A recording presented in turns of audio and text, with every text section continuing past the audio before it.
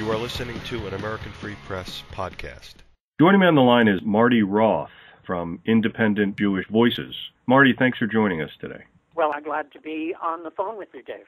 Marty, I saw something on the internet. Actually, the first article I saw was on Jewish Telegraph Agency's website, Vancouver Jewish Community Mulling Options to Stop Anti-Israel Campaign on Buses. That is what the headline said. It sure is. That's right. And there's several articles out there. Anybody could access them. And I want to get to that in a moment in great detail. But before we do, for the benefit of the listeners, can you give them a little bit of background about you and the organization Independent Jewish Voices? Well, let me begin with the immediate umbrella, which is a group called the Palestine Awareness Coalition, because that is the group that put up the ads. And the ads appear in Vancouver on one SkyTrain station and 15 city buses. Now, the Palestine Awareness Coalition is a coalition of 7 pro-Palestinian groups, and if you have the time, I'll even reel off their names. Sure, go ahead. Well, really? Okay, that's great. Here we go then. Building Bridges Vancouver, Canada Palestine Support Network, Boycott Israeli Apartheid Campaign, Seriously Free Speech Committee, Solidarity for Palestinian Human Rights, and Canadian Friends of Sabeel.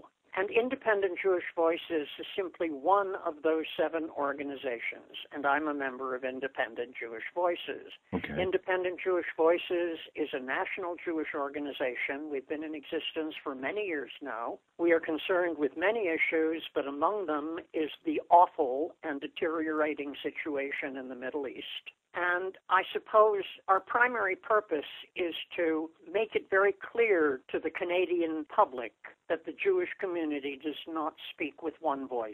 Mm-hmm. Not all Jews approve of the behavior of Israel in respect to the Palestinians who live in the occupied territories. Right. I've always said that that was the key to resolving the issue there. Well, I'm glad you did. You have to be Jewish in order to join that organization, Independent Jewish Voices, I would imagine so, right? But I guess they would allow anybody to come in, is that right? Well, there are other categories of affiliation, but yes, you're right in the main. This campaign that you guys are so far successfully waging here, because there's a story out today that TransLink won't pull ads launched by the coalition. Absolutely not, because we fall within every one of the guidelines laid down by the Advertising Council of Canada and by the Canadian Charter. Yeah, but that hasn't stopped transit systems from pulling ads that are negative, at least in the direction of Israel. Yes, and we should put TransLink way up for that. Yeah, absolutely. Because something similar, I think, just happened in Washington, perhaps this year or last year, and they actually pulled the ads. There's another organization. You're familiar with that?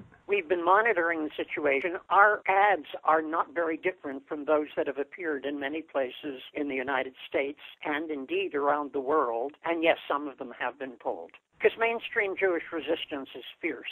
In Canada, you mean? Well, in Canada, the United States, in France, in Great Britain, in most of the Western countries, in South Africa, fierce in opposition to any voice that is critical of the way the Israelis treat the Palestinians. Right. This particular ad, I've seen this. I actually was at an anti-APAC conference in Washington, D.C. last year. Were you? Yes, I was covering that for the newspaper, and I actually picked up one of those postcards. I think that the organization, I think it's called If Americans Knew. Is that where these came from? These have been used by many different organizations. They've been used for Jewish Voice for Peace in Tacoma. They've been used for an organization, I can't remember the name, that put up billboard ads in Westchester County. They have been used by Jewish Voice for Peace in Portland. The ads are based on UN documents. I can't give you their total pedigree right now. You're comfortable with the veracity of what's displayed on that map? We are indeed. We stand behind the factuality of the graphics, and of course the statement is simply a statement issued by the UN, and it's very easily documentable.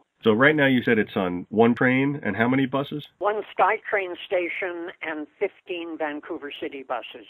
Oh boy. And this just happened, what, a couple of days ago? You know, It's happened so fast, we're reeling, but it went up, I think, 2 days ago. Wow. When I saw that, I would imagine when anybody sees that, their main reaction would be, wow, these people are just being squeezed into smaller and smaller areas. And I personally have been to Israel. In the 80s, I, of course, didn't travel extensively enough to witness this or, in fact, document it, but I have interviewed many people about this topic in particular, and I've interviewed the head of Jewish Voice for Peace several times and other organizations. But I want to talk more about the actual campaign, but I just want to ask you, as someone who is obviously very disturbed by the behavior of these people in Israel, and who wouldn't be. I always say on my programs that I don't even like to kill a bug. I don't like to hurt anything, live and let live. But the way that these Israelis are treating these Palestinians, who obviously were there before they were, is homicidal. It's horrible. Why do you think it is that they do this the way that they do? And why do you think it is that in the Western world, somebody like you is in the minority in the Jewish camp? Why do you think that is, Marty?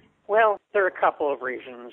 For one thing, the trauma of the Nazi Holocaust is kind of being used either sincerely or hypocritically as a cover for what the Israeli military forces are doing in the area. And many of the slogans stem from the 1940s in Germany. And the second reason, of course, is it's very much like Manifest Destiny in the U.S.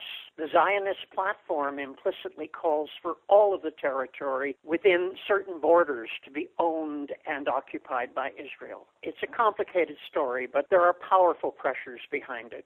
I could see that, the Manifest Destiny, absolutely. Were those the two main reasons, or did you have some more? Those are the ones that come to mind right now. What I was curious about was the bloodthirsty behavior of the people in Israel who have done some horrible things to not just the men, but the women and children and the elderly. Why do you think that they feel like they could do that, and why do you think they do that? It's the story behind police brutality everywhere, not just in Israel. You put people in uniform, you surround them with an atmosphere of fear, and before long they're acting in ways that I think they are even ashamed of. Mm-hmm.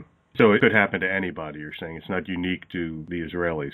Oh, certainly not. And I would like to say that Independent Jewish Voices feels very strongly that a quick and just solution to the inequities in the Middle East is in the best interests of Israel. We speak mostly for the Palestinian people, but we hope we're speaking for the Israeli people as well.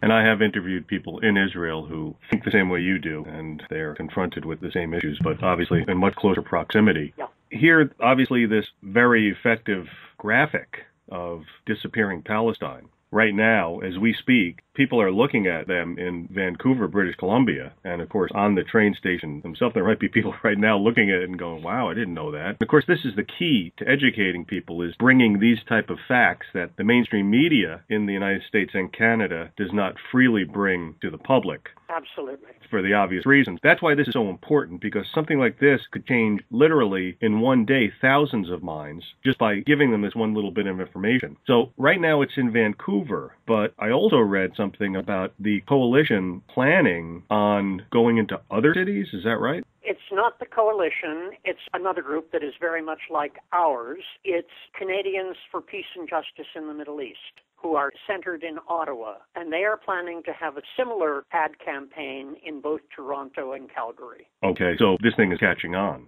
Yes, yes.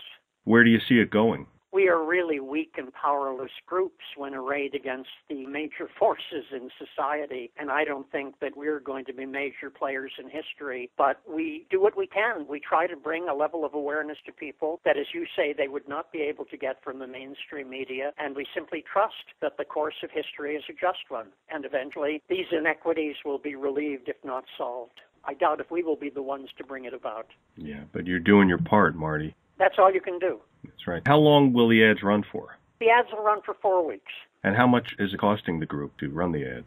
Our first run cost us $15,000. We are still fundraising, and we hope to extend the life of the ads if we raise enough money. Are you thinking of coming across the border to the U.S.? No.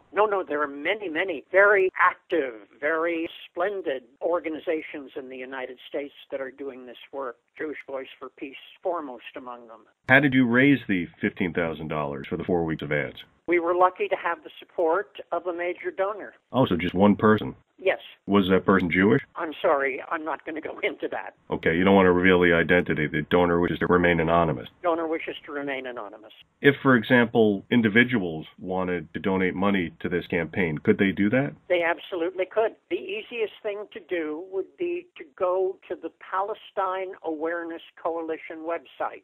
And it's exactly what the name implies. It's Palestine Awareness Coalition.wordpress.com, and they will get all of the instructions for donating, and in fact, they will get a tax receipt for their donations.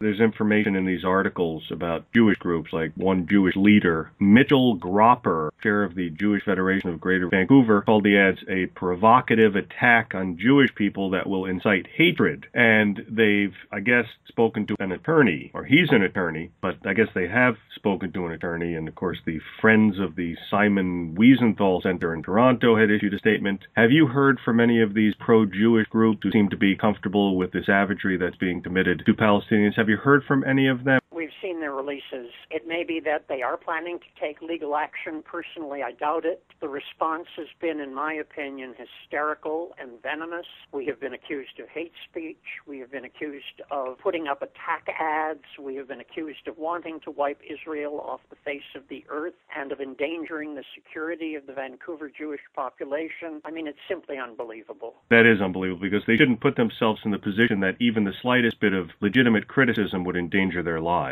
Right. Well, I mean, that's just crazy. I know. Wiping Israel off. It's ironic because the graphic is showing wiping Palestine off the face of the map. That's right. Absolutely. Marty Roth of Independent Jewish Voices, also in the umbrella group known as the Palestine Awareness Coalition, who has put these ads up in Canada on many buses and on a train station. I want to thank you so much for the time you took out explaining all this to the listeners. Best of luck with your campaign. People should always be open to education. That's what it's all about. And looking forward to the success of your campaign and to speaking with you in the future. Thanks so much, Dave.